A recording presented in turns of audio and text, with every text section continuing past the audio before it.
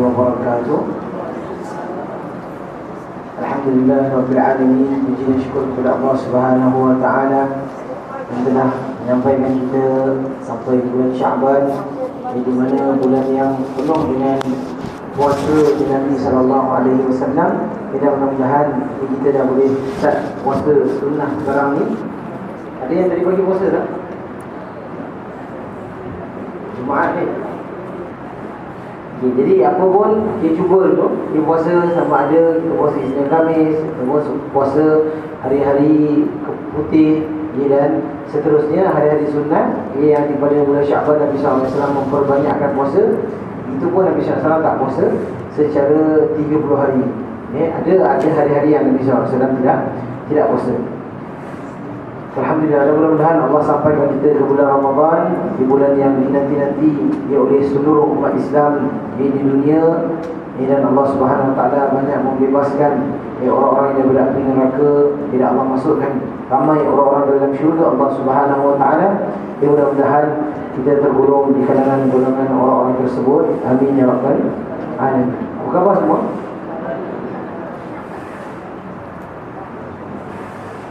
Benar ke?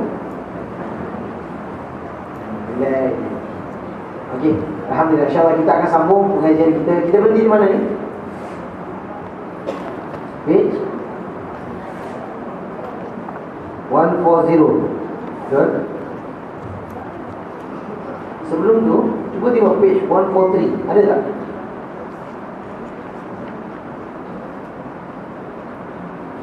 Ada. 144 ada? 145? Pasal buku saya ni koyak. Dia tak apa? Ada siapa yang koyak lagi ke buku? Kenapa saya koyakkan? Okey, tak ada Ya, alhamdulillah. Okey, kita tengok tajuk ke-99, 100 dengan 101. Minggu lalu kita belajar apa? Macam kelas. Minggu lalu kita belajar tentang bagaimana negara Arab, betul? Negara Arab akan tumbuh kehijau-hijauan. Kita tengok sungai Efrat menyingkap gunung emas dan sebagainya. Kita tengok pokok yang berbicara tu pokok apa? Pokok yang berbicara pokok apa? Semua pokok. Dia kecuali pokok minggu lepas betul ni. Pokok apa? Pokok orchid. Ingat tak? Dia tak ingat? Tak apa, tak ingat boleh tengok balik. Okay, insyaAllah kita akan masuk tajuk seterusnya. 99, 100 dengan 101. Tengok munculnya fitnah ahlas, iaitu alas pelana. Munculnya fitnah sarra, nikmat yang menyenangkan manusia. Munculnya fitnah duhaima, iaitu dalam keadaan kegelapan. Nabi SAW mengabarkan bahawa tidak akan terjadi kiamat hingga didahului oleh 3 fitnah. Antara 3 fitnah. Tapi kalau kita kumpul-kumpul, banyak tak fitnah? Banyak. Ini adalah hadis yang tersendiri. Dia 3 fitnah.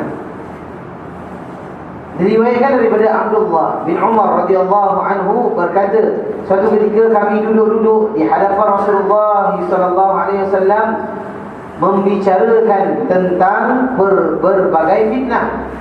Beliau pun banyak menyebutkan tentangnya, hingga beliau menyebutkan tentang fitnah ahlas. Jadi banyak Nabi SAW sebutkan. Tiba-tiba dia sebutkan tentang fitnah ahlas. Seorang sahabat berkata, wahai Rasulullah, apakah fitnah ahlas itu? Beliau pun menjawab, iaitu fitnah haram, iaitu pelarian dan haram peperangan. Jadi faham tak? Apakah ahlas? Dia sebut apa itu? Fitnah haram, iaitu pelarian, dan haram itu peperangan. So harbun di dalam bahasa Arab ni adalah peperangan. So dia boleh jadi peperangan, dan kalau peperangan mesti ada pelarian. Okey? Dia pertama. Kemudian fitnah sarra, iaitu asapnya dari bawah kedua kaki seseorang dari ahli baitku. Ia mengaku berasal daripada tetapi sebenarnya ia bukan daripadaku, kerana sesungguhnya wali-waliku hanyalah orang-orang yang bertakwa. Ada lain tu, wali-waliku hanyalah orang-orang yang bertakwa. Apa maksud wali? Wali apa maksud wali? Golongan. Ini wali ada penolong. Wali penolong atau wali boleh disebut sebagai golongan. Jadi wali-waliku hanyalah orang-orang yang bertakwa. Jadi walaupun kita bukan daripada bangsa Arab, kita termasuk wali dia tak? Wali. Kita bertakwa tak? Bertakwa tak? Takwa. Puji diri ni. Takwa, yes. Okey, betul lah kita bertakwa. Tak bertakwa bukan orang Islam namanya. Betul tak? Okey, jadi itu termasuk nama dia apa tadi? Sarra. Ini sarra.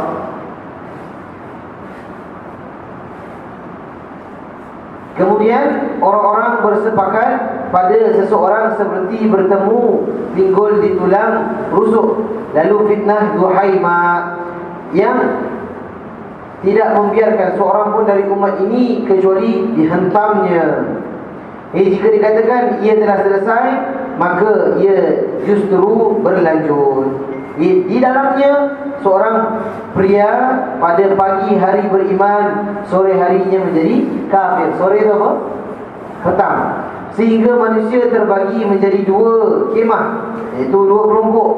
Yang pertama, kemah keimanan yang tidak mengundang kemunafikan, dan kemah kemunafikan yang tidak mengundang keimanan. Jika itu sudah terjadi, maka tunggulah kedatangan Dajjal. Ada lain tu, tunggulah kedatangan Dajjal. Pada hari itu atau esok harinya. Itu dah dekat sangat dah tu. Kalau begitu dekat sangat dah fitnah Dajjal akan sampai. Kita tengok penjelasan hadis. Ahlas adalah bentuk jamak daripada hils, yakni alas pelana, iaitu kain yang ada di punggung haiwan di bawah pelana. Alas pelana ini selalu menempel di punggung binatang. Hal ini disamakan dengan fitnah yang selalu melekat pada manusia dan hampir-hampir tidak terpisahkan daripada mereka, yakni sangat gelap seperti halnya atas alas pelana. Okey, jadi itu berkenaan dengan hils, iaitu ahlas. Jadi itu Nabi SAW nak mengatakan bahawa fitnah itu macam dah sinonim dengan manusia. Faham tak? Maksudnya dah terlalu jelas. Dia dah terlalu akrab, dia sampai tak boleh nak bezakan itu fitnah ke ataupun itu satu kesalahan ke ataupun bukan satu kesalahan. Fitnah di sini bukannya fitnah kita memfitnah orang, menuduh orang, bukan. Fitnah di sini adalah ujian. Fitnah di sini adalah ujian, di mana Allah Subhanahu Wa Taala menguji hamba-hambanya dengan berbagai-bagai fitnah. Antaranya fitnah kemewahan, antaranya fitnah harta, dan kita dah bahas tentang fitnah-fitnah sebelum ini.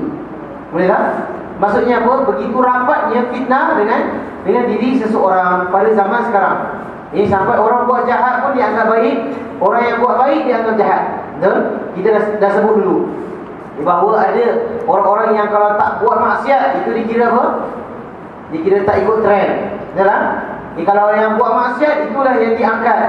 Jadi ini antara yang telah terjadi. Jadi Dajjal sampai bila? Besok. Nabi cakap lagi 1 hari. Itu baru satu tanda ahlas. Boleh ya? Okey, yang kedua adalah harab, yakni sebahagian mereka lari dari musuh dan peperangan. Haram, yakni merampas harta seorang dan keluarganya dan tidak meninggalkan, menyisakan sesuatu pun padanya.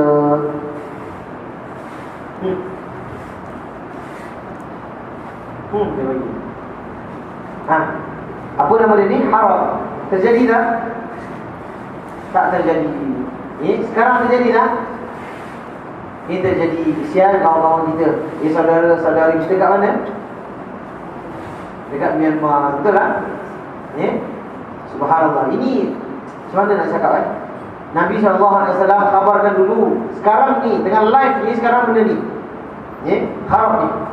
Yang diorang tak tahu nak pergi mana, datang sini pun tak boleh nak accept orang-orang tersebut. Dan bila mereka lari, dah tak tahu nak pergi mana dah. Harta mereka, anak-anak mereka semua telah dibunuh, telah dibuang, dirampas dan sebagainya. Hatta orang yang merampas, hatta orang yang membunuh, rasa dia yang ada hak yang lebih besar lagi. Dan sampai keluarkan statement, siapa yang menyokong Islam Myanmar, maksudnya kita akan memeranginya, dan sebagainya. Ini bukan, tidak lain dan tidak bukan, ini adalah salah satu tanda-tanda hari kiamat. Subhanallah. Nampak tak?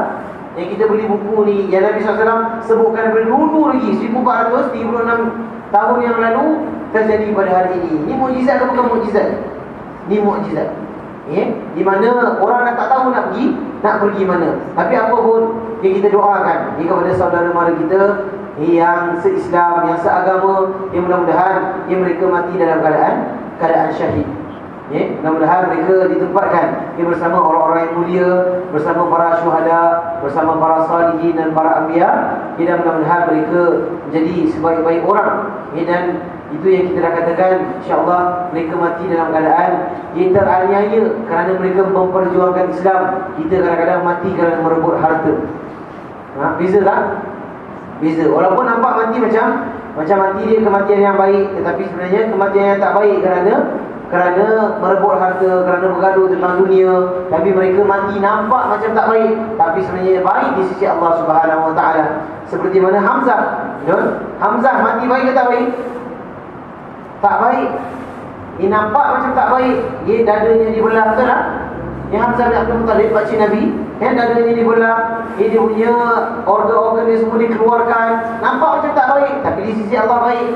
Itu pasal apa yang berlaku kat atas dunia ni, kita jangan cepat-cepat menuduh orang. Kita fikir dulu sejenak, apa yang Allah nak hantarkan mesej. Bila memang benda ni Allah dah janji benda nak berlaku, dia akan berlaku. Macam mana kita menolak pun. Jadi apakah sikap kita? Sikap kita kena bersabar, sikap kita kena doakan mereka, dan sikap kita kena muhasabah diri. Dan kita bantu dengan apa yang kita mampu. Jadi itu sikap kita. Dan kita tak mampu nak buat lebih daripada itu. Jadi itu sebenarnya benda-benda yang telah Allah Subhanahu Wa Taala janjikan, dan mudah-mudahan Allah Subhanahu Wa Taala yang penting matikan kita dalam husnul khatimah. Amin. Okey, itu tentang haram. Summa fitnah asra, yakni fitnah yang menyenangkan manusia seperti kesihatan, kelapangan dan kesihatan ini, sehingga manusia difitnah dengan hal-hal tersebut dan sentiasa berada dalam kemaksiatan. Jadi kita tengok kesihatan. Orang terpengaruh tak dengan kesihatan? Macam mana orang terpengaruh? Orang nakkan kesihatan, tapi caranya salah. Betul tak? Contohnya orang nak jadi fit. Orang nak berbadan sado apa boleh tak? Sadin. Orang nak jadi maskulin. Orang yang ada masa dan sebagainya, nak nampak ramping dan sebagainya. Tapi dia terpedaya dengan kesihatan tu. Di sebalik kesihatan tu, di sebalik workout yang dia buat tu, dia buat maksiat kepada Allah Subhanahu Wa Taala. Iaitu dia post gambar-gambar yang tak sepatutnya.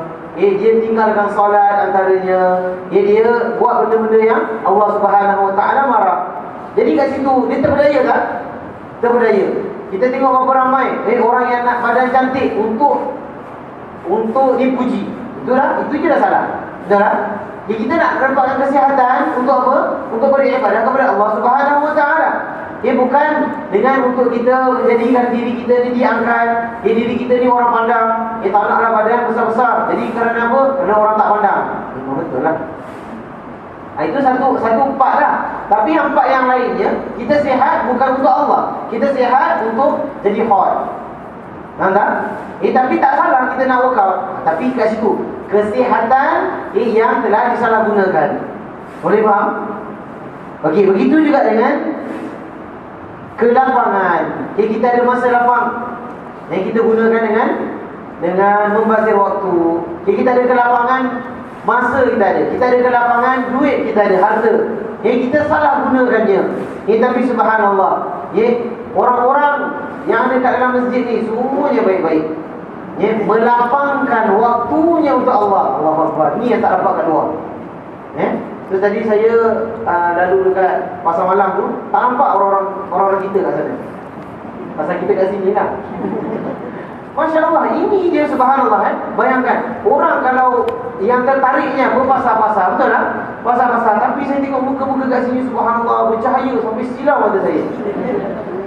Pasal apa? Pasal adanya nur yang Allah berikan pada kita. Subhanallah. Nampak? Walaupun muka kita muka biasa je, muka sadin je macam ni, tapi subhanallah, di sebalik cuba koyakkan muka tu, adanya cahaya.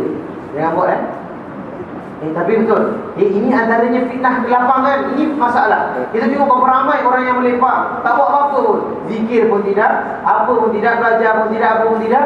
Dia menanggung macam tu. Dia tengok mengejar mentari.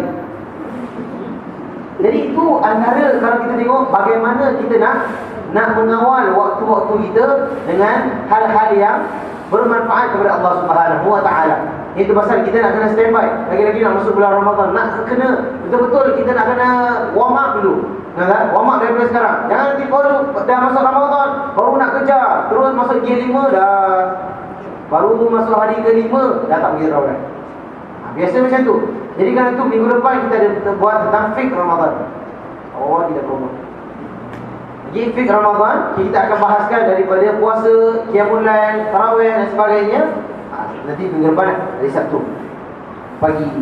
Okey, jadi itu saya nak kita cuba Ramadan tahun ni kita bersungguh-sungguh, dan kita melapangkan waktu kita untuk Allah Subhanahu Wa Taala supaya kita tak termasuk dalam fitnah melapangkan waktu kita dalam hal-hal kemaksiatan. Okey, sehingga manusia difitnah dengan hal-hal tersebut dan sentiasa berada dalam kemaksiatan. Okey, jadi mudah-mudahan Allah Subhanahu Wa Taala berikan kita petunjuk dan hidayahnya, dan terus memberikan kita istiqamah dalam beribadah kepada Allah. Dakhanuha, yakni munculnya dan pengaruhnya diserupakan dengan atap yang tinggi daripada api. Jika dilemparkan padanya kayu bakar, maka akan mengeluarkan asap yang banyak. Itu perumpamaannya bagaimana fitnah itu terjadi. Min tahti qadamai rajulin min ahli baiti, yakni daripada keluarga Nabi ahli bait Rasulullah SAW, sebagai peringatan bahawa dialah yang berusaha dalam memberikan pengaruhnya atau yang memegang urusannya. Jadi ahli bait, siapa ahli bait? Ahli bait adalah nasab keturunan Nabi SAW. Kalau kita sebut ahli bait itu adalah anak-anak Nabi SAW, anak keturunannya yang bernasabkan daripada Hasan dengan Husain. Jadi turun sampai sekarang dah berapa ramai dah orang. Sampai ada yang macam tadi dalam hadis tu Nabi katakan, ada yang bukan daripada golongannya pun tiba-tiba letak. Dulu tak ada Habib, sekarang ada Habib. Tiba-tiba datang, mana datang tak tahu. Mungkin daripada hutan dia jumpa. Jadi ini tu pasal Nabi SAW katakan apa tadi? Wali-waliku orang yang bertakwa. Tak kira lah kau nasab keturunan ke, tak nasab keturunan ke. Kalau tak nasab keturunan, kalau nasab keturunan sekalipun tak bertakwa kepada Allah, bukan termasuk golongannya. Faham tak? Dan sekaligus ini bukanlah satu racism yang menyebelahkan semua ahli baik je, tapi orang lain tak bagus ke? Jadi kat situ Nabi SAW tak fokuskan kepada keturunan seseorang, tetapi kepada ketakwaan tersebut. Yaz'umu annahu minni, yakni daripada nasab keturunanku, akan tetapi ia tidak berasal daripadaku dalam perbuatannya yang buruk, yang keji. Semuanya kami bebas daripada perbuatannya, meskipun ia berasal daripada ahli baitku. Nampak tak? Ada tak yang betul-betul ahli keturunan Nabi SAW dia buat perkara-perkara yang mungkar? Ada tak? Pernah dengar? Tak pernah dengar? Pernah dengar? Saya pernah nampak.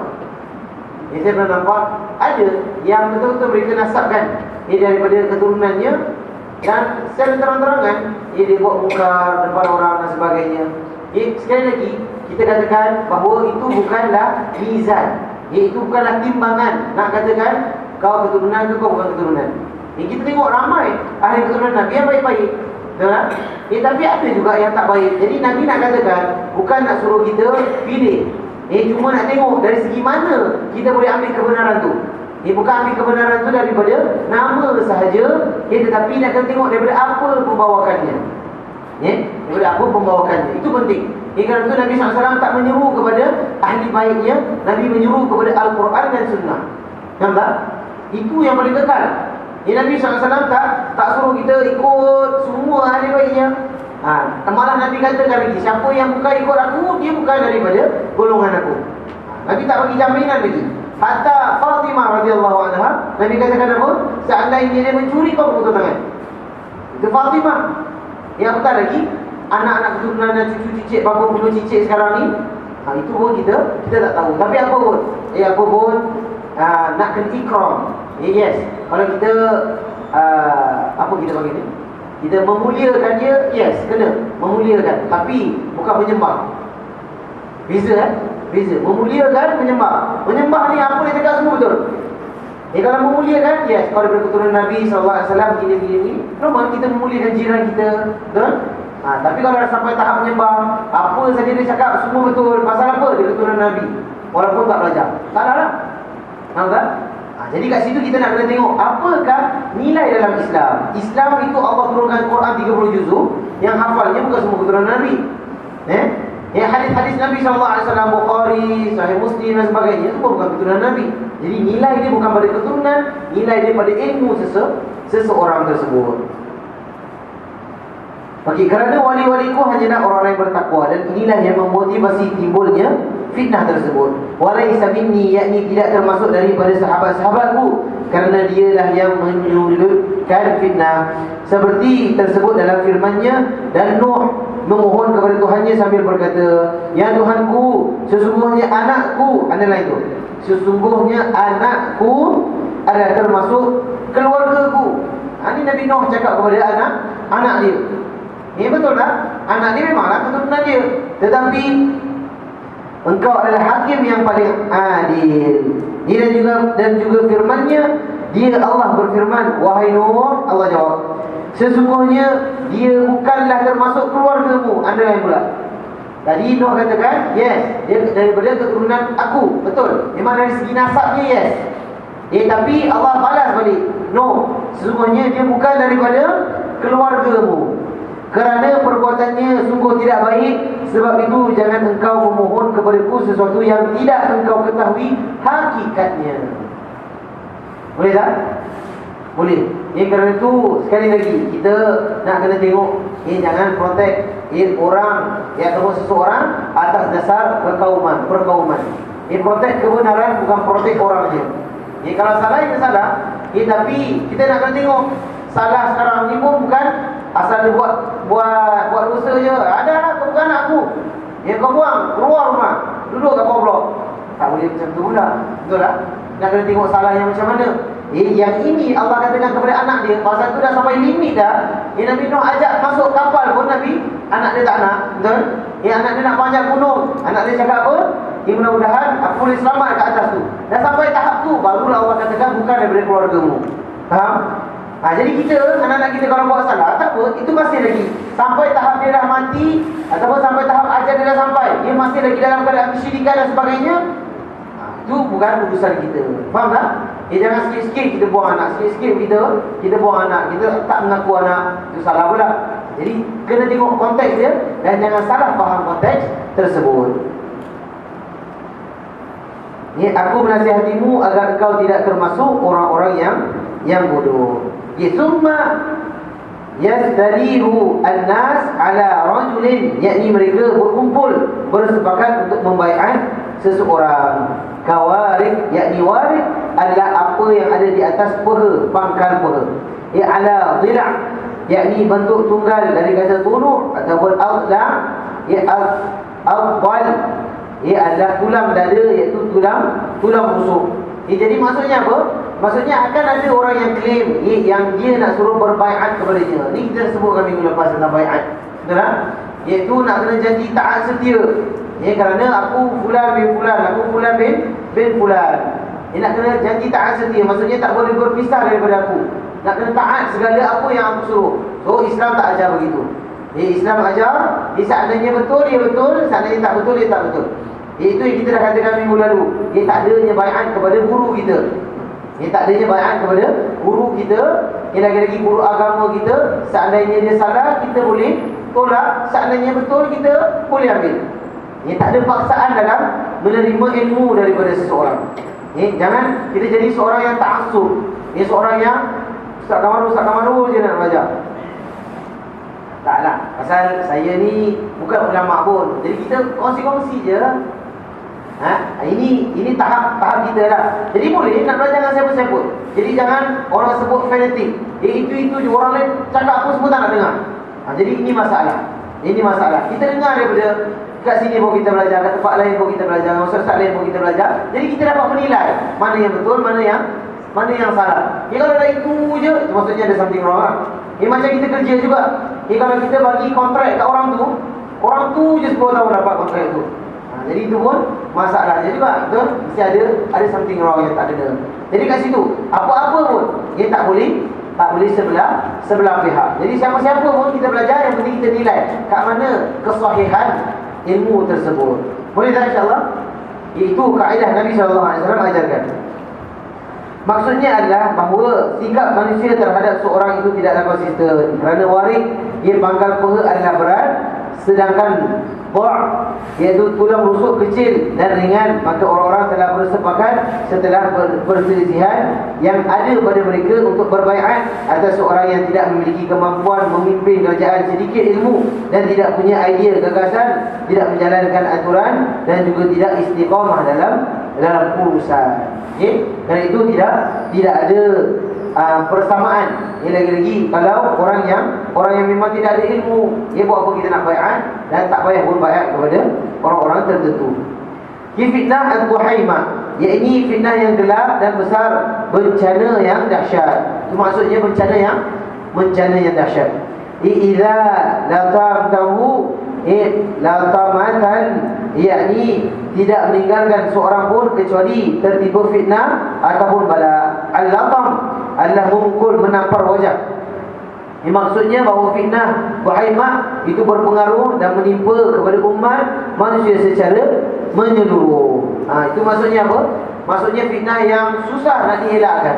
Mesti nak kena ada, atau mesti nak terkena kepada salah seorang. Itu dahsyatnya akan tanda-tanda hari kiamat.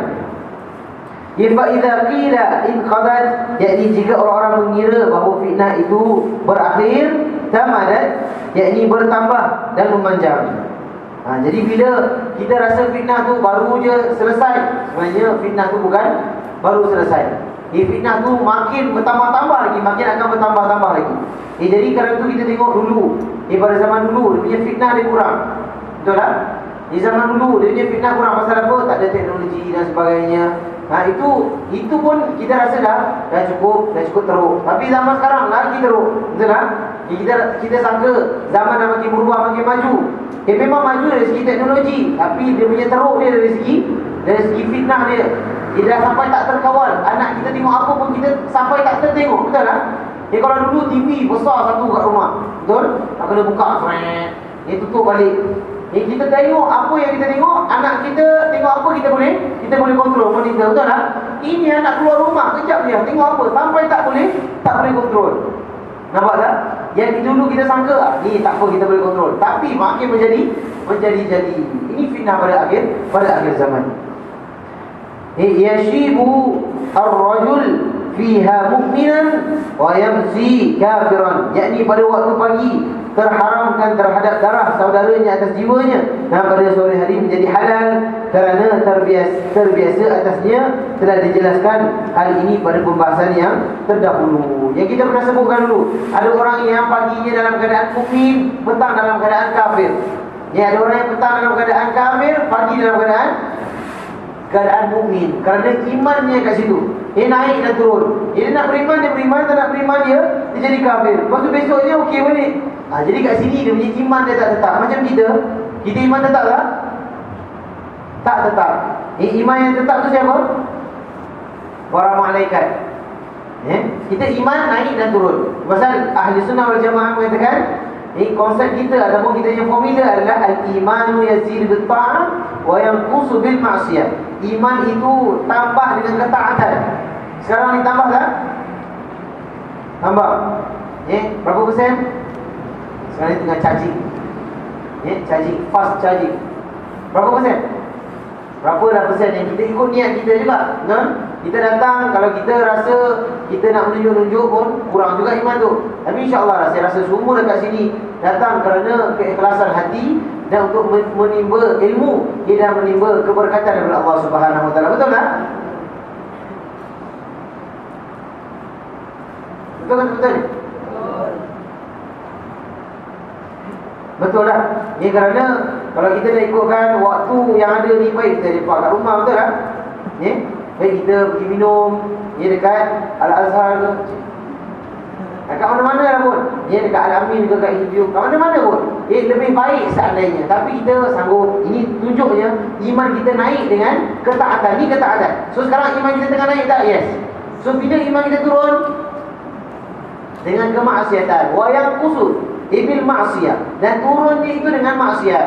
Bila kita buat maksiat, itu automatik kita je iman kita turun. Kita mengumpat, waktu tu kita tak sedar yang Allah dengar. Faham tak? Kat situ turun sikit iman kita. Jadi tapi lepas mengumpat dah tak kelar balik. Tapi tak apalah, lebih baik daripada tak buat ketaatan langsung. Itu berbeza. Okey, jadi dekat situ adanya yang pagi dalam keadaan iman, petang dalam keadaan kufur. Ila fusfatain, yakni dua golongan. Ada juga yang mengatakan dua kelompok, artinya kemah. Jadi fustah iman la nifaqa fihi, yakni iman yang ikhlas dan suci. Ini saja. Jadi nanti Nabi katakan akhir zaman akan ada dua kelompok. Satu kelompok orang-orang yang beriman, yang takkan ada orang-orang munafik, yang takkan ada sifat-sifat munafik kat situ. Dan ada pula kelompok yang munafik, yang takkan iman masuk kat situ. Nampak? Tapi kita tak boleh nak judge orang lah sekarang ni. Kita tengok kat masjid ni semua iman je. Tak ada munafik pun. Keluar je semua orang lain munafik. Kita pula yang beriman. So ini lebih kepada tanda-tanda akhir zaman, nanti Nabi akan sebutkan. Jadi mustad nifaq ila la iman fi, yakni di dalamnya ada perbuatan orang-orang munafik seperti dusta, khianat, ingkar dan janji dan sebagainya. Fantaziru ad-dajjal, yakni tunggulah kemunculannya. Yakni kita tengok dalam diri kita ada ciri-ciri kemunafikan. Itu antara tanda-tanda lemahnya iman. Tapi apa?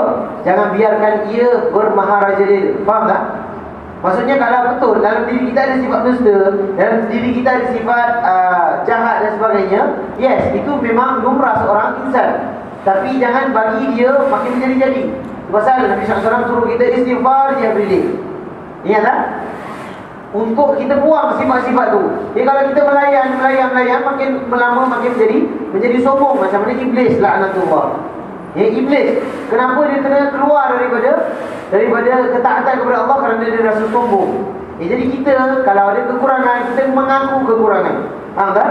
Jangan kita kurang pun kita katakan kita tak kurang. Itu masalah. Itu pasal kita kena banyakkan istighfar. Ya, mudah-mudahan ya Allah sucikan hati kita.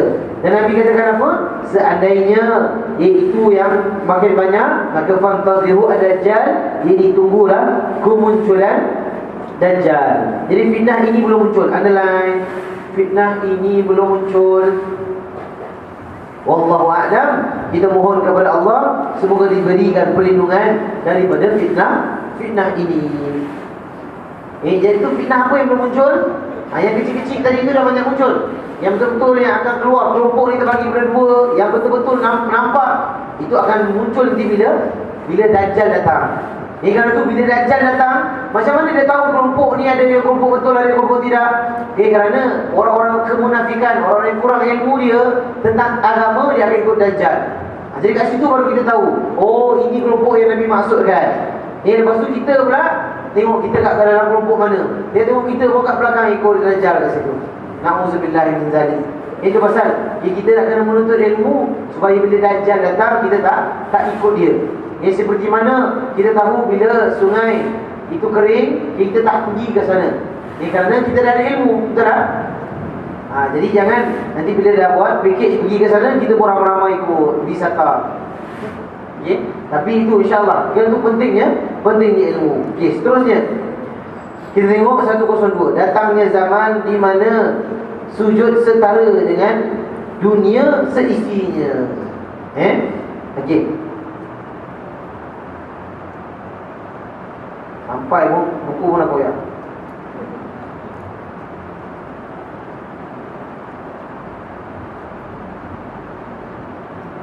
Okey. Kita tengok hal ini terjadi. Tengok buku surat 143. Hal ini terjadi pada zaman Isa putera Maryam. Underline itu. Isa putera Maryam alaihi salam, setelah turun pada akhir zaman. Kita dah sebutkan minggu lepas. Nabi Isa turun kat mana? Dah sebut minggu lepas? Dah kan? Nabi Isa turun kat mana? Bukit Batu Is. Mana boleh Bukit Batu Is. Nabi Isa turun kat mana? Tunjuk gigi je. Nabi Isa, kita baca tadi. Zaman Nabi Isa AS adalah zaman yang utama, dan amalan-amalan ibadah merupakan amalan yang utama, hingga ganjaran dan pahalanya dilipat gandakan sesuai dengan nilai keutamaan serta kedudukan waktu dan tempat. Ini daripada Abu Hurairah radhiyallahu anhu bahawa Rasulullah sallallahu alaihi wasallam bersabda, demi zat yang jiwaku ada di tangannya, akan turun dalam waktu yang dekat kepada kalian Isa putera Maryam. Cuba sebut. Jangan sebut. Saya dengar Jesus. Isa. Ain di mana ain? Bukan ain. Ain. Isa. Pak Isa Pak Isa. Bukan apa? Disebut Isa putera Maryam. Jadi Nabi katakan akan turun dalam waktu yang dekat kepada kalian Isa putera Maryam sebagai seorang pemimpin yang adil. Lalu ia mematahkan salib. Al-lain itu. Turunnya Nabi Isa sebagai pemimpin. Itu pun ada lain. Yang pertama, dia adalah pemimpin yang adil. Lalu dia mematahkan salib.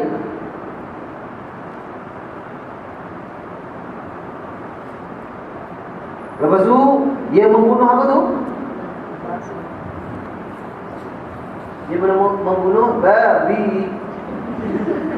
Tak nak bunyi bunyi macam geli gitu. Ba atas apa? Ba bawah bi. Ba di depan bu. Ta di atas ta. Babi bu ta. Okey, tahu. Yang penting dia akan membunuh siapa? Membunuh babi. Itu jelas. Itu dalam hadis Nabi SAW. Dan menghapus jizyah, iaitu upeti. Apa itu upeti? Upeti itu jizyah. Kita tengok footnote kat situ 194. Yakni Isa tidak mahu menerima seorang pun kecuali mengikuti agama Islam, dan dia juga tidak menerima umat Nasrani, tetap memeluk agama mereka meskipun mereka membayar jizyah. Faham tak? Tak faham? Kalau zaman Nabi SAW, orang yang tak memeluk agama Islam itu kena membayar jizyah. Faham tak? Dia berlindung di bawah pemerintahan Islam, dia kena bayar cukai, orang panggil. Dia kena bayar cukai.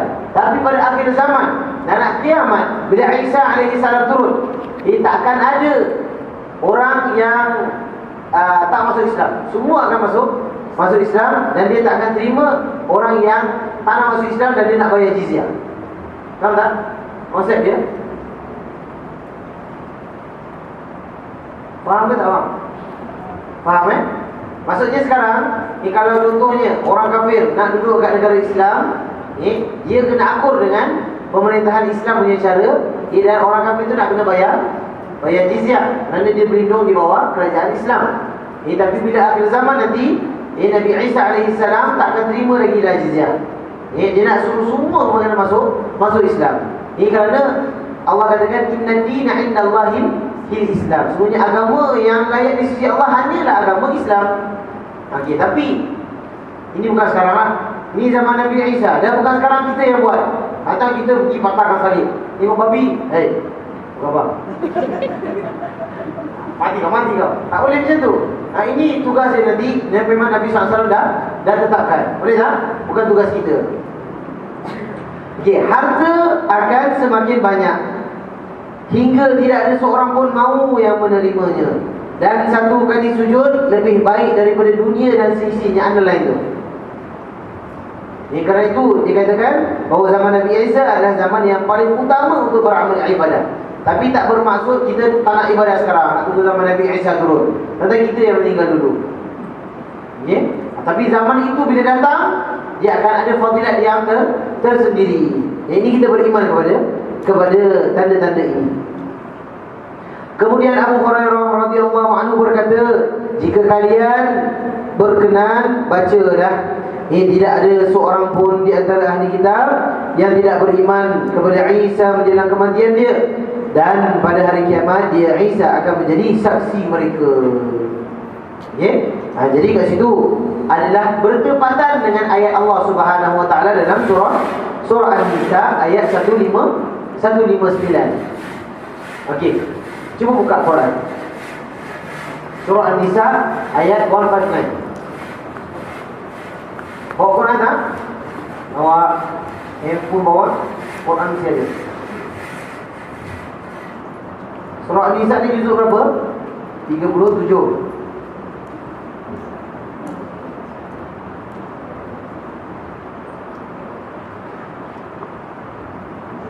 Juzuk 6. Page 103.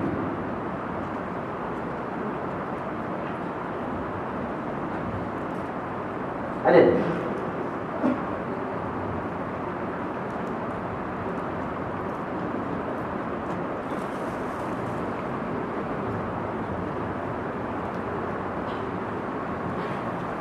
Jumpa tak?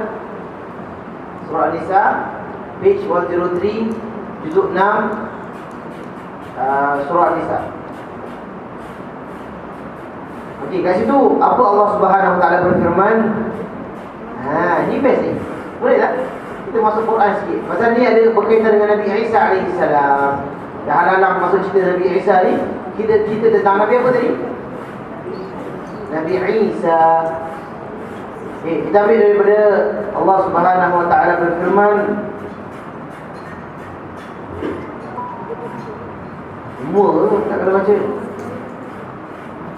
Allah Subhanahu Wa Taala berfirman, kita ambil wa qaulihim ayat 157. A'udzu billahi minasy syaithanir rajim. Wa qaulihim inna qatalna al-masiha Isa ibn Maryam rasulullah wa ma qataluhu wa ma salabuhu walakin shubbiha lahum wa الذين اختلفوا فيه لفي شك منه ما لهم به من علم إلا اتباع الظن وما قتلوه يقينا بل رفعه الله إليه وكان الله عزيزا حكيما وإن من أهل الكتاب إلا ليؤمنن به قبل موته ويوم القيامة يكون عليهم شهيدا. Subhanallah. Jadi ini cerita tentang Nabi Isa. Allah Subhanahu Wa Taala dah terangkan dengan jelas. Di mana siapa-siapa yang klaim bahawa Nabi Isa itu disalib, Allah sebut dalam Quran bahawa siapa yang klaim Nabi Isa itu disalib itu tentu-tentu bohong. Kita tengok ayat yang 157 tu. Wa qaulihim, ada tak kat situ? Tadi yang kita start saya baca tu, wa qaulihim, dan kata-kata mereka, inna qatalna al-masih Isa bin Maryam Rasulullah. Dan mereka berkata, kami yang membunuh Isa bin Maryam. Siapa yang berani disebut dia bunuh Nabi Isa? Siapa yang berani sangat ni? Orang Yahudi. Orang Yahudi paling ganas sekali. Pasal kalau kita bunuh orang biasa tu okey, tak okey lah. Maksudnya lain antara dia dengan dia claim lagi dia yang bunuh Nabi Isa. Tapi Allah menjawab, wa ma qataluhu, dan mereka itu tak bunuh je pun. Wa ma salabuhu, dan mereka tak salib pun Nabi Isa. Walakin syubbiha lahum, Allah sebutkan, tetapi Allah telah menyamakan muka Nabi Isa kepada orang tu. Faham tak? Yang mereka salib tu orang yang dah dijadikan Allah muka yang sama dengan Nabi Isa. Jadi ini jelas dalam Quran. Jelas. Ini jelas dalam Al-Quran. Wa innal ladzina ikhtalafu fihi la fi syakkin minhum. Sesungguhnya orang-orang yang berbeza tentangnya dan selama-lamanya mereka akan berbeza-beza, ma lahum bihi min ilmin illa tiba'an dhann, dan mereka sebenarnya tak ada ilmu pun. Pasal kita tengok agama-agama selain Islam adalah agama-agama yang banyak sangat dia punya perpecahan-pecahan dia. Betul tak? Kita tengok agama Nasrani, ini banyak pecahan dia. Dia ada Katolik, dia ada Protestan, dia ada dan yang lain-lain lagi lah. Kerana tu Allah mengatakan mereka tidak lain hanya ikut sangka-sangkaan mereka je. Sangka-sangkaan mereka je. Mereka tak tahu pun mana yang betul. Dan itu apa yang Allah katakan dalam Al-Quran. Tapi kita ni pun berbeza tak? Kita beza tak? Kita mazhab apa? Syafi'i, mazhab Imam Asy-Syafi'i, betul? Betul, ada pula mazhab lain. Ada mazhab Hanafi, ada mazhab Hambali, ada mazhab Maliki. Jadi macam mana? Kita sama tak macam mereka? Kita berbeza, mereka pun berbeza tak? Berbeza. Jadi apa perbezaan antara orang Islam berbeza dengan orang kafir berbeza? Beza dia, kita hanya berbeza dalam masalah-masalah yang kecil. Faham tak? Contohnya perbezaan dia mungkin pada solatnya. Imam Syafi'i kata letak atas pusat, betul tak kan? Imam Hanafi mengatakan letak bawah pusat. Kalau Imam Hambali mengatakan letak atas dada. Ini masalah kecil ke masalah besar? Masalah kecil. Ini tak sebesar agama diorang. Agama diorang Bible dia lain. Faham tak? Pendapat-pendapat tentang Nabi Isa je. Adakah Isa waktu disalib tu Allah ada kat dalam kutu ke tak ada? Itu je dah beza yang besar. Jadi itu perbezaan dia. Mereka tu berbeza dan mereka ikut prasangka. Tapi kita berbeza atas dasar ilmu. Quran yang satu, hadis yang satu. Cuma mungkin yang hujung-hujung dia sikit berbeza. Itu perbezaan dia. Faham? Jadi kat situ Allah mengatakan mereka hanya ikut prasangka mereka. Wa ma qatalu yaqina, dan mereka pun tak bunuh Nabi Isa yang mereka sangka. Barrafa'ullah, dan Allah jawab lagi. Bahkan Allah yang angkat Nabi Isa. Jadi ini menunjukkan apa? Allah angkat Nabi Isa alaihi salam ilaihi kepadanya, wa kana Allahu azizan hakima, dan Allah itu maha agung lagi maha hakim. Wa im min ahli kitab. Ini baru Abu Hurairah kata. Seandainya kau baca ayat ni, wa im min ahli kitab illa la yu'minanna bihi qabla mautih. Tidak ada seorang pun di antara ahli kitab yang tidak beriman kepadanya Isa menjelang kematiannya. Faham tak? Ini tanda-tanda akhir zaman. Yang dalam Quran ni ayat 159, ini yang Nabi katakan pada akhir zaman nanti. Allah katakan apa? Dan tak ada seorang pun di antara ahli kitab yang tak beriman. Maksudnya semua akan beriman. Jadi jangan risau ahli kitab yang ada pada zaman sekarang ni, sama ada dia agama Yahudi ke agama Nasrani ke agama lain ke, biar dia. Tapi kita tahu akhir zaman nanti agama tu satu, iaitu Islam. Nabi Isa akan turun dan Allah ada berfirman dalam Al-Quran bahawa orang-orang ahli kitab pun akan masuk Islam. Nampak tak? Dan pada hari kiamat nanti dia Isa akan menjadi saksi atas mereka. maka pada hari kiamat Nabi Isa akan menjadi saksi pada ahli kitab. Kerana itu Nabi Isa itu diutuskan untuk ahli kitab. Kalau Nabi Muhammad diutuskan untuk semua ahli. Semua ahli, maksudnya semua kaum, semua bangsa. Itu specialnya Nabi Muhammad sallallahu alaihi wasallam. Jadi ingat kalau nak lawan hujah, bukan suruh lawan lah. Cuma kalau kita nak berhujah dengan orang-orang yang kafir, buka ayat ni. Buka ayat ni. Dalam Quran Allah ada katakan bahawa Allah angkat Nabi Isa dan Nabi Isa tak disalib. Faham Nabi Isa tak disalib, mati hidup balik Nabi Isa tak disalib. Nabi Isa itu diangkat oleh Allah dan akan turun nanti lagi pada akhir zaman dan akan semua masuk Islam pula. Dan Nabi Isa tak ajak kepada agama Masih. Nabi Isa akan ajak kepada agama Islam. Pasal ini agama Nabi Muhammad sallallahu alaihi wasallam. Makna dari ungkapan dan satu kali sujud lebih baik daripada dunia dan seisinya. Apa maksudnya? Bahawa manusia semakin gemar, underline, manusia semakin gemar melakukan solat. Tadi waktu zaman Dajjal, manusia akan banyak yang hancur. Manusia akan banyak yang hancur. Tapi bila nanti zamannya Nabi Isa, manusia akan gemar solat. Tapi nanti bila nak ditiupkan sangkakala, kembali pula tak ada orang yang solat. Ni semua orang panggil simptom-simptom ataupun tahap-tahap yang akan berlaku. Bila Allah Taala a'lam. Bagus je kita orang Islam ni. Tak payah tanya banyak-banyak. Kalau orang yang tak Islam, dia tanya betul ke tak betul. Dah buat analisis, dah buat kajian, berapa tahun lepas ni, berapa tahun, kalau macam ni, kalau macam ni, buat semua macam-macam teori. Islam tak payah, relax je. Duduk kat masjid, duduk kat bawah kipas besar, tikus tadi pun relax je. Tapi kita tenang dengan Allah Subhanahu Wa Taala. Kita beriman je dengan apa yang Nabi katakan. Tak payah kita pecah kepala kita. Kita hanya nak belajar je.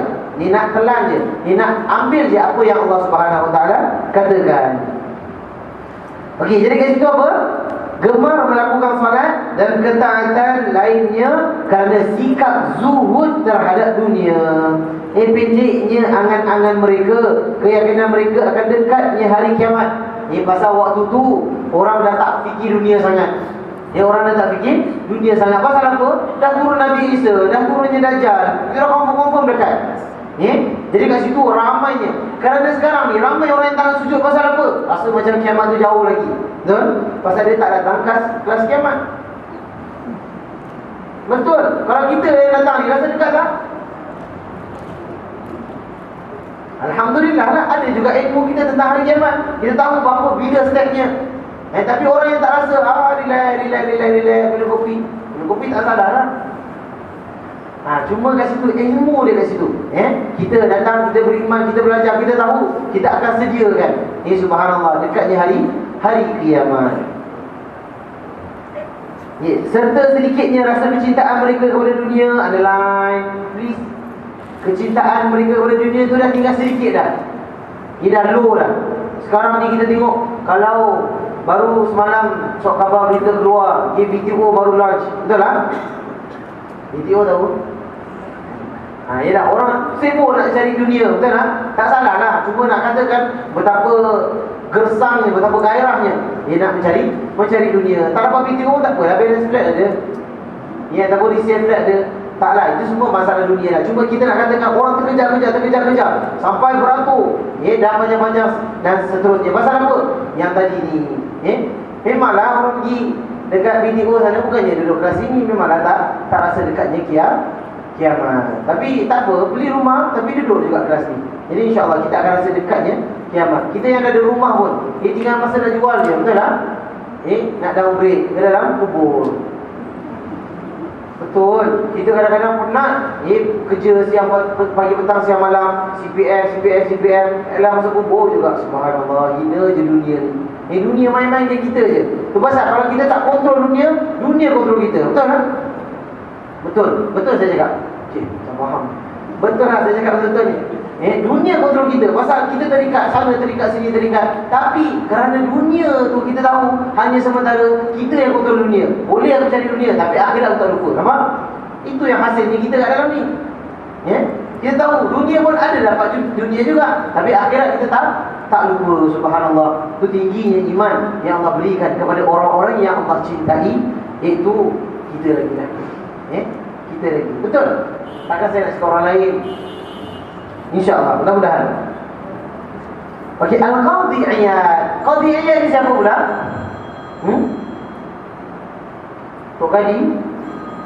Qadhi Iyad ni adalah guru kepada Ibn Hajar Al-Asqalani.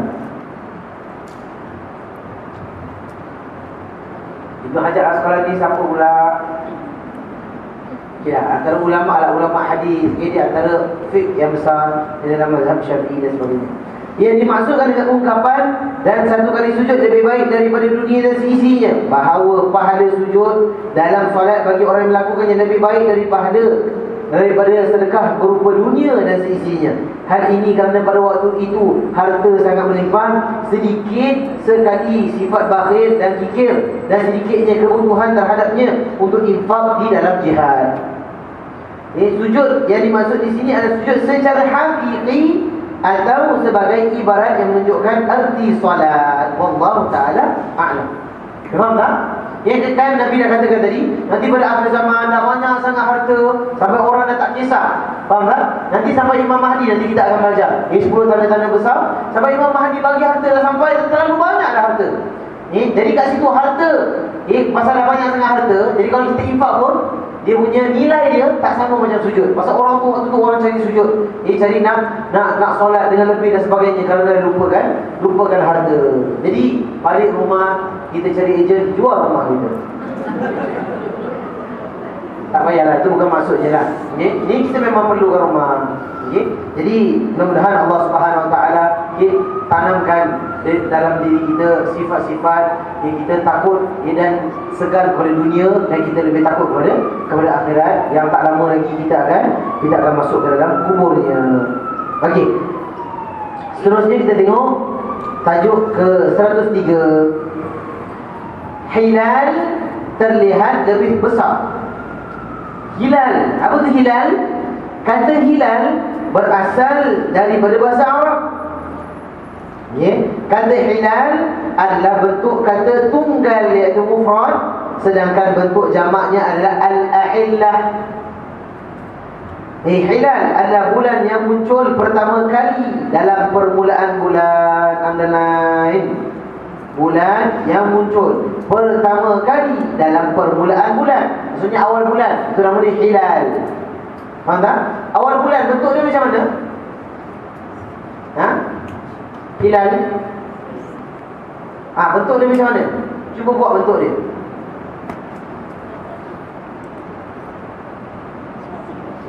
Macam mana bentuk hilal? Macam bentuk masjid ke? Moon yang biasa kat masjid tu, ada star, betul tak? Itu apa nama dia? Diagram. Salib. Sati. Apa macam ni? Sabit. Sabit. So hilal yang mana? Kalau awal bulan, biasa tengok tak? Awal bulan Islam, bulan dia macam mana? Okey, sekarang berapa hari bulan Rajab? Sya'ban.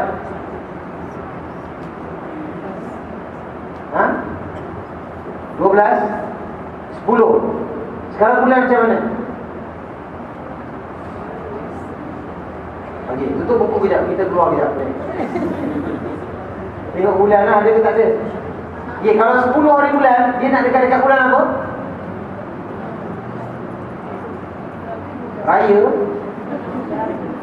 Bulan purnama, betul tak? Pasal bulan purnama tu 12, 13, 14. Itu bulan penuh kita panggil, betul? Itu yang sunatnya puasa hari-hari putih. Itu puasa sunat 12, 13, 14. Tapi kalau awal bulan, dia bentuk dia nanti bulan depan, bulan Ramadan kita tengok anak bulan. Okey, kita tengok gambar tu. Jadi kita tahu bahawa hilal itu adalah permulaan bulan. Bermula dari nampak kecil pada malam tanggal 1 menurut penanggalan bulan Hijriah, kemudian bertambah semakin besar hingga pertengahan bulan, biasa disebut dengan bulan purnama, di bawah sinar minyak tanah. Jatuh pada tanggal 15, kemudian mulai mengecil kembali hingga akhir bulan. Okey, kita tengok dia punya gambar tu. Nampak tak gambar tu? Bawah tu. Jadi kalau awal bulan macam mana? Dia macam sabit tu lah. Faham tak? Tengok tu. Yang kat atas tu ada bulan warna hitam. Betul? Bulan warna hitam. Dia hitam tau. Kada hitam tu bulan tu. Masuk kanan yang kiri tu ada tulis hilal kat situ. Nampak tak? Dalam bahasa Arab ada tulis hilal kat situ. Lepas tu baru ada gambar bulan setengah. Betul? Lepas tu baru ada yang separa penuh. Lepas tu baru ada bulan penuh. Faham tak? So hilal dia dekat dua atas kat tepi tu. Jadi antara tanda-tanda hari kiamat adalah hilal terlihat lebih besar. Yakni orang-orang melihat hilal pada awal bulan lebih besar dari biasanya. Mereka melihat hilal di awal bulan pada tanggal 1 seperti halnya melihat tanggal 2, iaitu 2 kali lipat besarnya. Faham tak? Maksudnya saiz dia. Kalau kita tengok, pernah teropong tak? Tak pernah teropong? Tak pernah teropong? Teropong lah bila ada masa. Jadi kalau biasanya, kalau orang nak tengok anak bulan, bila nak masuk bulan, biasanya itulah bulan puasa dengan bulan raya. Betul tak? Lagi-lagi nanti nak tunggu announcement raya. Kalau tunggu announcement puasa, letih je muka. Tunggu announcement raya, barulah cergas. Jadi sebenarnya anak bulan tu pasal Nabi SAW, dia tengok masuk tak masuk bulan puasa ni kepada tengok anak bulan. Jadi dia ada muncul ke tak muncul. Jadi seandainya ada yang nampak, dia dah cukup untuk yang lain semua kena puasa. Kalau tak nampak, semua tak payah puasa. Itu pasal ada hukum dalam puasa hari Syak. Faham tak? Maksudnya bila dah akhir-akhir Syakban ni, dia dah 29 ke 30 Syakban, itu adalah hari-hari yang tak boleh puasa. Pasal apa? Pasal dia nak differentiate between dah masuk Ramadan ke belum. Itu ada hukum yang khas. Nanti minggu depan kita bahaskan dalam fiqh Ramadan. Okey, jadi diriwayatkan daripada Abu Hurairah radhiyallahu anhu bahawa Rasulullah sallallahu alaihi wasallam bersabda, di antara tanda-tanda hari kiamat adalah hilal terlihat lebih besar, dan seseorang melihat hilal di tanggal pertama, maka dikatakan hilal tanggal kedua. Menurut perkiraan, tanda-tanda kiamat ini belum muncul. Wallahu ta'ala a'lam. Perputaran bulan pada salah satu bulan penanggalan Masihi. Okey, jadi itu pun tanda-tanda yang akan datang. Okey, seterusnya kita tengok 104. Tanda datangnya zaman di mana setiap orang akan bergabung ke Syam. Orang akan bergabung ke Syam. Wilayah Syam untuk saat ini meliputi wilayah Suriah dan sekitarnya, iaitu Lebanon, Jordan dengan Palestin. Mana lain?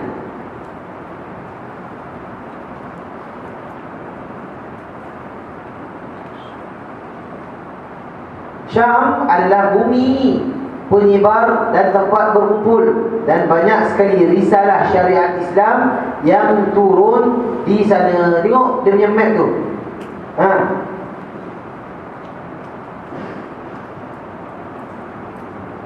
Jalan remaja kat mana tu? Dalam map tu tak ada kat situ. Yang ada apa kat situ? Suriah. Nampak tak? Map Suriah kat atas. Lepas tu ada Lebanon yang kecil tu, bawah Suriah sikit, bahagian tepi. Lepas ada Palestin. Lepas tu ada Jordan. Lepas tu ada Saudi. Lepas tu ada Mesir. Lepas tu ada Laut Tengah. So Suriah kat mana? Yang ada tulis Suriah tu kat situ. Maksudnya Suriah tu apa kita panggil sekarang? Syria. Jalan? Kita panggil Syria. Di wilayah Syam dan penduduknya mempunyai keunggulan dan keistimewaan. Rasulullah SAW bersabda, jika penduduk Syam telah rosak, maka tidak ada kebaikan pada kalian, dan sentiasa ada sekelompok dari umatku yang menang atas musuh-musuh mereka. Tidak akan mendatangkan bahaya bagi mereka dari orang-orang yang merendahkan, tidak mahu menolong dan membantu mereka hingga datang hari kiamat. Oleh kerana itu, Nabi SAW berwasiat agar tinggal di Syam. Sebab sebelum datangnya hari kiamat, wilayah Syam akan menjadi pusat dan tempat tinggal kaum muslimin. Tengok peta lagi dekat tu. Itu peta Syria yang lebih besar. Ada warna merah tu, nama dia Damaskus. Betul tak? Ini Damaskus. Kalau kita panggil sekarang nama dia apa? Damsyik ataupun Damaskus ataupun Damsyik. Okey, dan kat situ bawah tu ada Palestin. Okey, dan ada kat situ dia tulis Allah. Diriwayatkan daripada Abu Darda radhiyallahu anhu bahawa Rasulullah SAW bersabda, sungguhnya tempat kaum muslimin pada hari terjadinya perang besar adalah di Utah, sampai dekat kota Damsyik yang merupakan kota terbaik di Syam. Fusta, ya, asal maknanya adalah kemah, yang dimaksudkan adalah tempat kaum muslimin dan tempat berkumpulnya mereka pada waktu terjadinya perang besar antara kaum muslimin dan kaum Nasrani adalah kaum muslimin dengan kaum Nasrani, peperangan yang besar.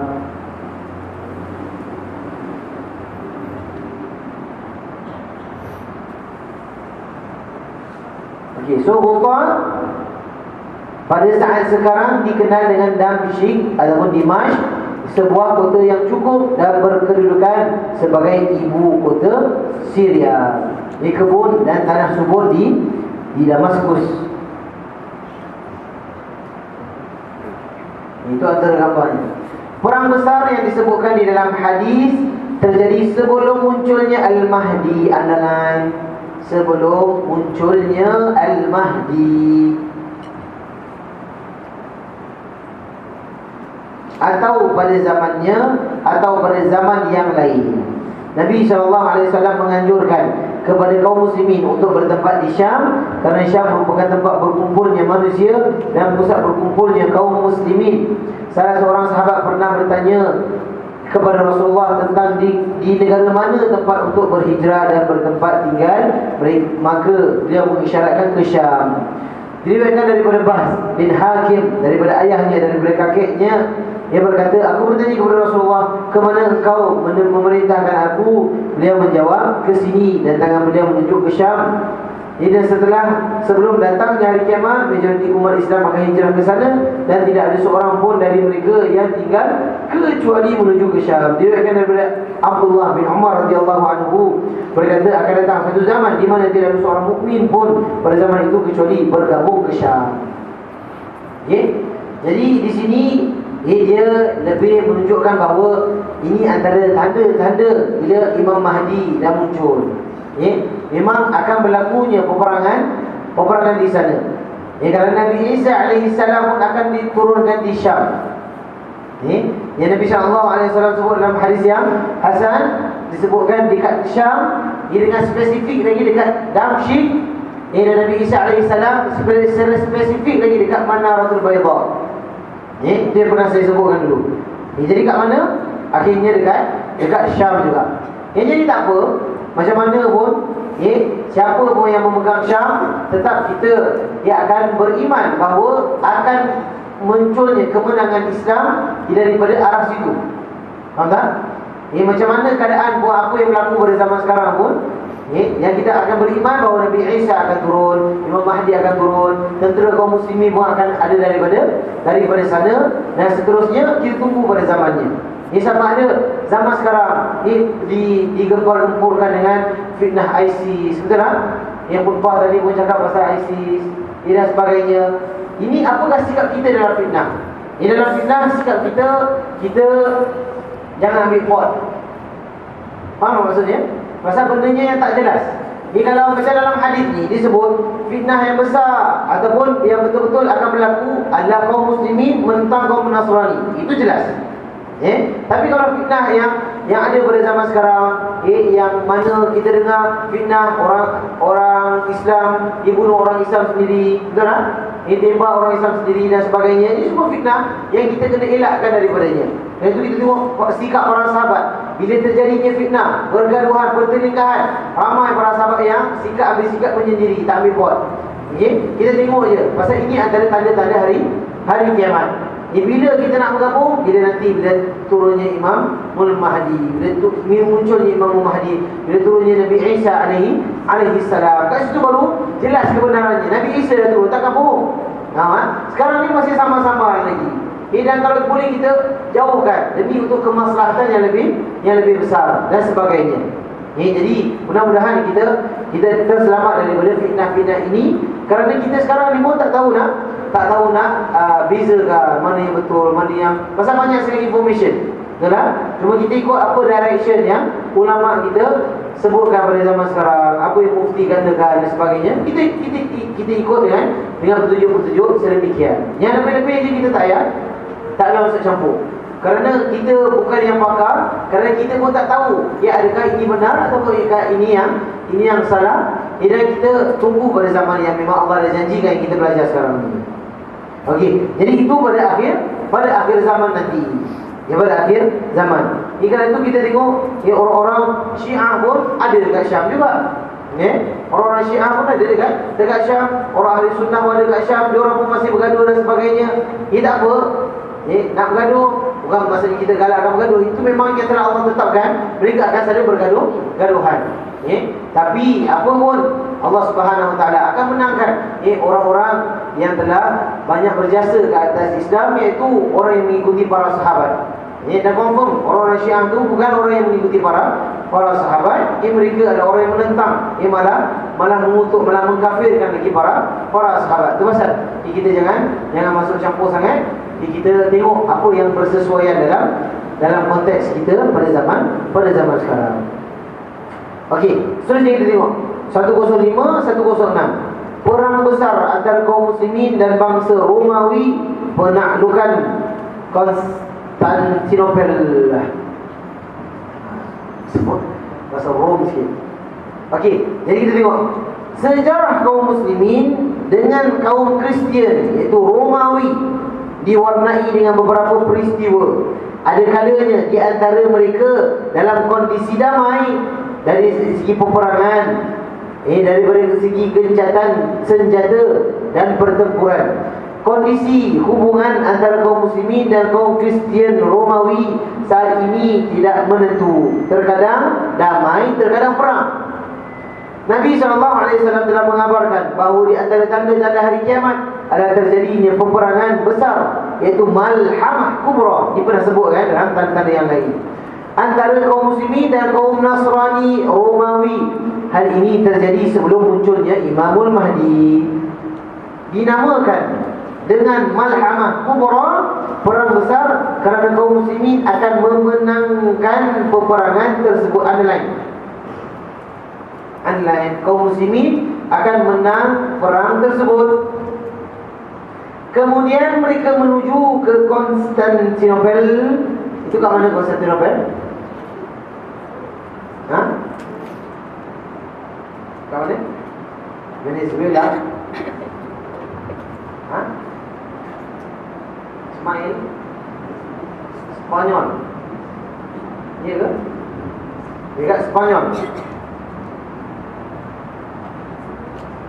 Okey. Mana tadi ni? Okey.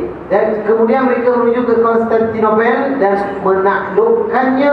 Lalu muncullah Dajjal lain, lalu muncullah Dajjal.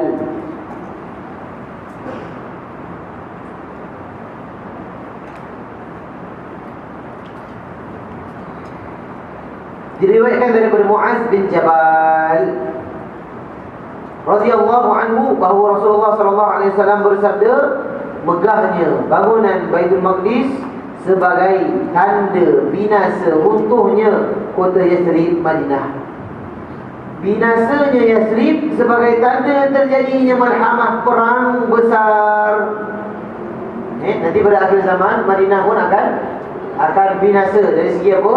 Dari segi orang-orang munafik akan keluar dan sebagainya. Itu nanti kita akan masuk tanda-tanda yang lebih besar.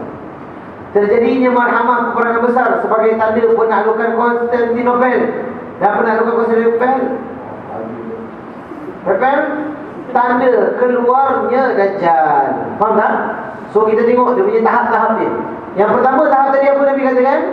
Megahnya bangunan Baitul Maqdis, tanda runtuhnya Madinah. Faham? So bila runtuhnya Madinah, itu tandanya apa? Akan terjadinya peperangan besar antara siapa tadi? Muslimin dengan Kristian Romawi. Apabila tanda terjadinya malhamah kubra, peperangan besar tadi, maka dia akan tertakluknya Konstantinopel.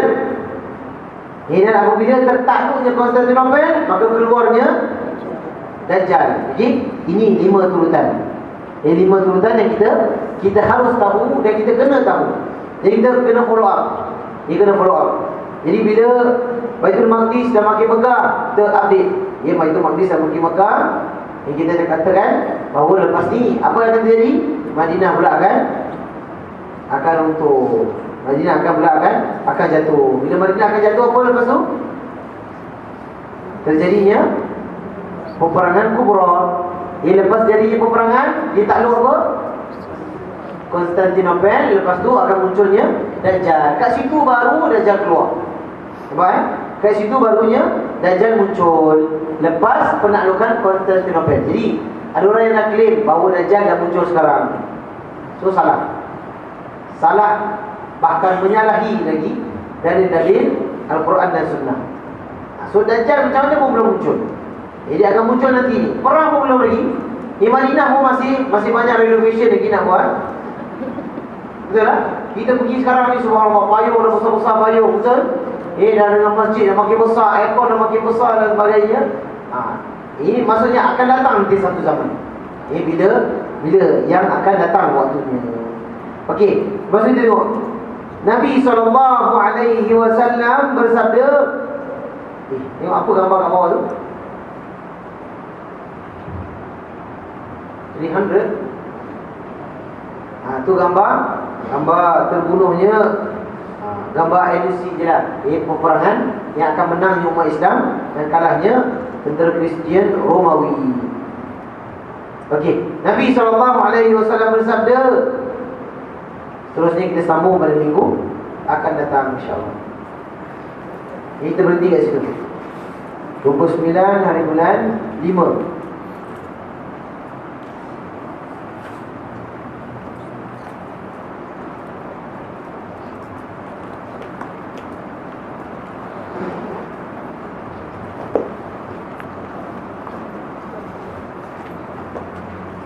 Jadi mudah-mudahan Allah Subhanahu Wa Taala memberikan kita ketenangan, memberikan kita pahala yang banyak di atas usaha kita yang sememangnya tinggi di sisi Allah Subhanahu Wa Taala, mungkin rendah di sisi manusia. Betul tak?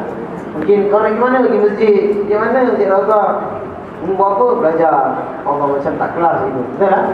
Tapi tinggi di sisi Allah Subhanahu Wa Taala. Mudah-mudahan Allah tetapkan pahala ini, Allah berikan kita lagi istiqamah, dan mudah-mudahan Allah sampaikan kita ke bulan Ramadan Al-Mubarak.